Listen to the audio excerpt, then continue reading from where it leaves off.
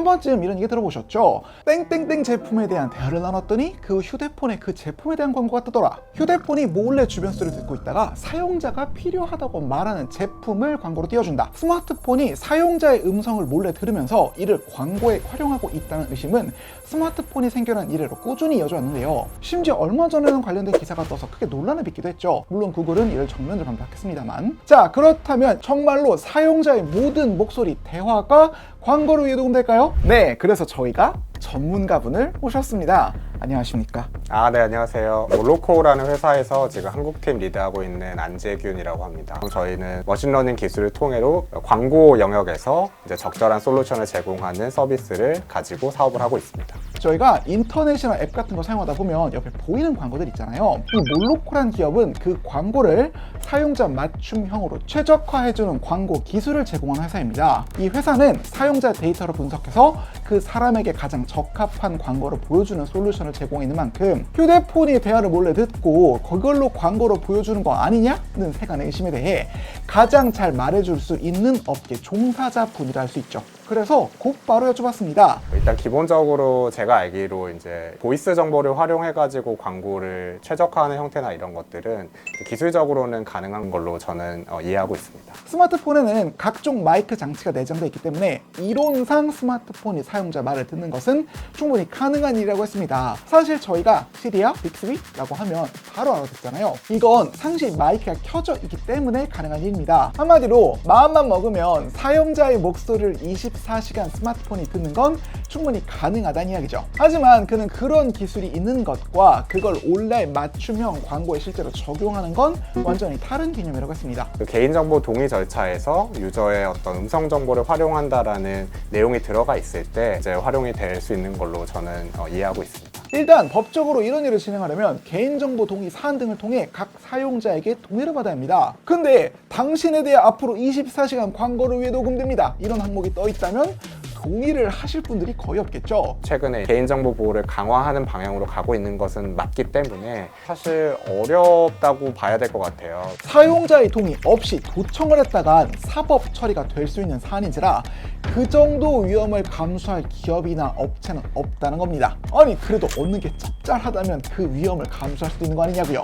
이 유저 정보를 사실 일단 적법한 절차를 통해서 수치를 했다고 하더라도 이 데이터를 저장해서 또 패턴화하고 이런 여러 가지의 과정들이 다 사실 비용이거든요. 그렇네요. 데이터도 클라우드 같은 것도 사실 다 돈이잖아요. 그렇죠. 대부분 요새는 또 클라우드 서버를 활용해서 많이 데이터를 보관하고 분석을 하는 과정을 거치는데 이제 그런 것들이 다 돈이기 때문에 그래서 간단한 문제는 아닌 것 같습니다.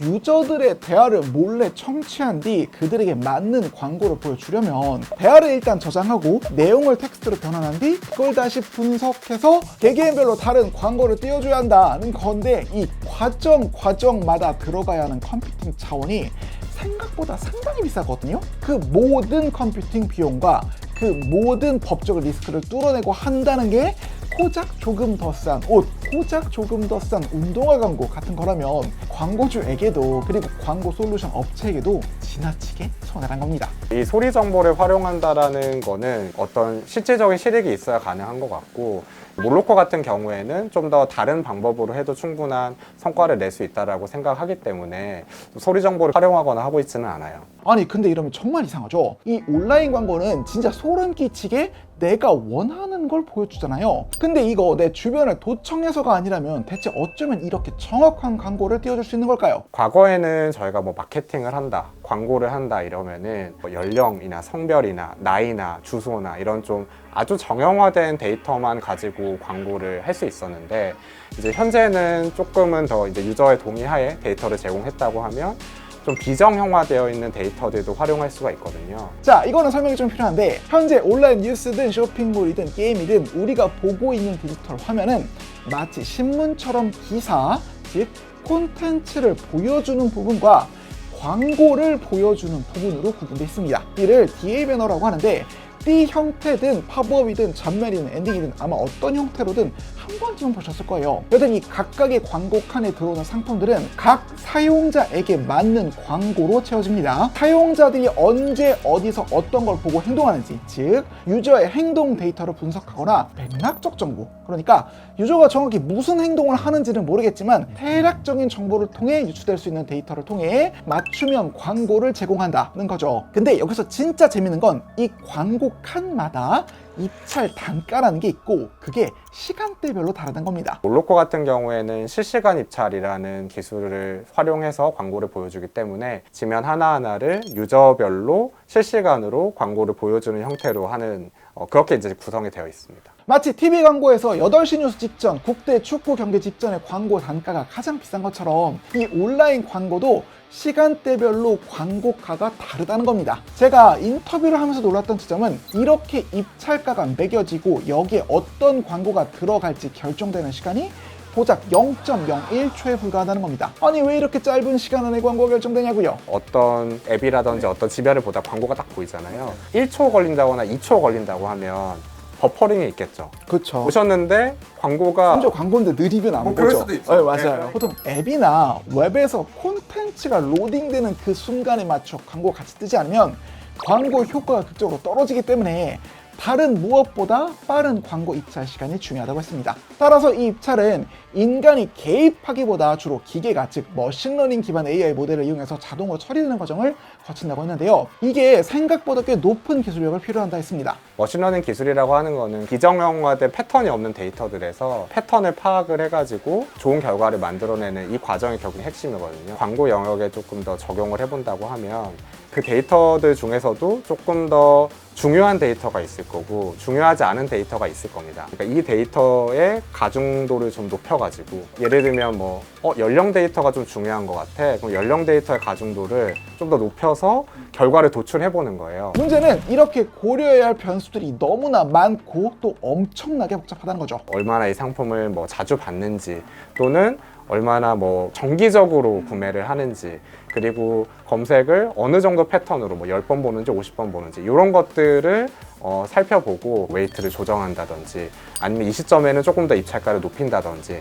사실 데이터가 변수들이 많잖아요. 데이터가 한두 개도 아니고 몇십 개가 될 텐데 그 사이에서의 그 웨이트들을 다 실시간으로 조정을 해야 되니까 이게 사람이 할 수 있는 일은 아니죠. 시시각각으로 변화하는 상황에 맞춰 데이터를 다뤄야 하기 때문에 머신러닝 기술을 이용한 모델 개발은 필수적이고 이 모델의 성능과 지속적인 업데이트야말로 이 업계에서 자사의 경쟁력을 결정짓는 중요한 요소라고 했습니다. 실제로 몰로코 같은 경우에도 심층신경망이라고 해서 DNN이라는 딥 뉴럴 러닝이 있는데 그 기술을 활용해서 저희가 아까 얘기했던 그 웨이트를 조정하고 모델을 1시간마다 다시 학습을 시킵니다. 이 기술을 구현하는 데 있어서 드는 컴퓨팅 코스트들이 몇 천만 원, 몇억 단위가 아니라 뭐 몇백억, 몇천억 단위가 들어가고 매해 이런 인베스트먼트가 계속 들어가야 된다는 것이기 때문에 실제로 그렇게 쉬운 영역이 아니다. 그러면서 그는 이 업계가 이렇게 머신러닝을 이용한 모델 개발과 그 정교화에 힘을 쏟게 된 계기 중 하나로 애플을 꼽았습니다. 2021년 애플은 몇몇 앱들이 사용자의 개인정보를 무차별적으로 가져가는 것을 막기 위해 앱 투명성 정책을 도입하면서 이용자가 스스로 광고주가 이용자의 데이터를 추적하고 이용하는 것에 동의를 하는 경우에만 사용자의 활동 데이터를 활용할 수 있도록 조치했는데요. 바로 그 조치 이후 이 업계에선 제대로 된 맞춤형 광고를 제공하는 데 큰 어려움을 겪었다고 합니다. 왜냐하면 기존에 뭐 한 100개 정도 활용할 수 있었는데 이제는 쉽게 얘기하면 10개밖에 쓸 수 없어. 이렇게 되는 게 그때 정책의 변화였는데 2021년도에 애플에서 그거를 론칭을 했을 때에는 좀 어려움이 많았었어요. 이후로는 활용할 수 있는 소수의 데이터만으로도 기존과도 비슷한 효용의 맞춤형 광고를 제시하기 위해 앞서 소개한 머신러닝을 활용하는 등 기술 개발에 더 많은 노력을 기울였다 하더라고요. 이 10개의 정보만 활용해서라도 기존의 100개의 정보를 활용해서 주었던 어떤 효용을 만들어낼 수 없을까라는 것들을 고민을 많이 하고 있고 거기에 이제 실질적으로 적용되는 게 머신러닝이라고 보시면 될 것 같습니다. 따라서 이제는 오히려 역설적이게도 과거보다 더 적은 데이터만으로도 각 고객별로 맞는 맞춤형 광고를 제공할 수 있게 되면서 성과 역시 꽤나 가시적으로 올라갔다고 합니다. 몰로코의 고객사 중에서도 그 캠페인을 통해서 한 5배 정도 증대를 시키셨어요. 그 말인즉슨 유저당 나는 한 10만 원 정도 구매하면 된다고 생각했는데 이 유저가 50만 원을 구매를 한 거죠. 이런 성과들이 실질적으로 나타나는 정교한 맞춤형 광고를 하는 게 가능해진 것 같습니다. 사실 이 맞춤형 광고라는 게 프라이버시 침해 논란에서 자유로울 수 없는 항목인데 이렇게 적게 데이터를 가져가고도 내게 맞는 광고를 띄워준다는 건 좋은 건가? 뭐 쉽게 간파당을 해도 별로인 건가? 잘 모르겠습니다. 그리고 사실 광고라는 상품의 속성 자체가 유저에게 그닥 반가운 존재는 아니잖아요. 그래서 최근에는 아예 광고를 차단하는 앱과 그 기능이 각광을 받던데 광고 솔루션을 제공하는 업체 입장에선 이 광고 차단 앱 열풍에 대해 어떻게 생각하는지도 궁금하더라고요. 어렵게 만드는 요소이긴 하죠. 인터넷에서도 웹서핑 하다가 후키 지울 수 있고, 그러니까 내 정보를 최대한 쓰지 않았으면 좋겠어 라고 하는 거니까 이 광고 업계를 더 어렵게 만드는 거는 사실인 것 같습니다. 유저 입장에서 돌아가 보면 이제 좀 어노잉한 광고는 보고 싶지는 않긴 하잖아요. 저희도 사실은 그거를 머신러닝으로 좀 해결을 하고 싶어 하는 스탠스를 가지고 있는 거고요. 결국 유저가 어떻게든 광고를 차단하는 것은 광고가 거슬리기 때문이므로 맞춤형 광고 솔루션 업계에서는 더 나은 형태의 광고에 대해 고민해봐야 한다는 게 그 생각이었습니다.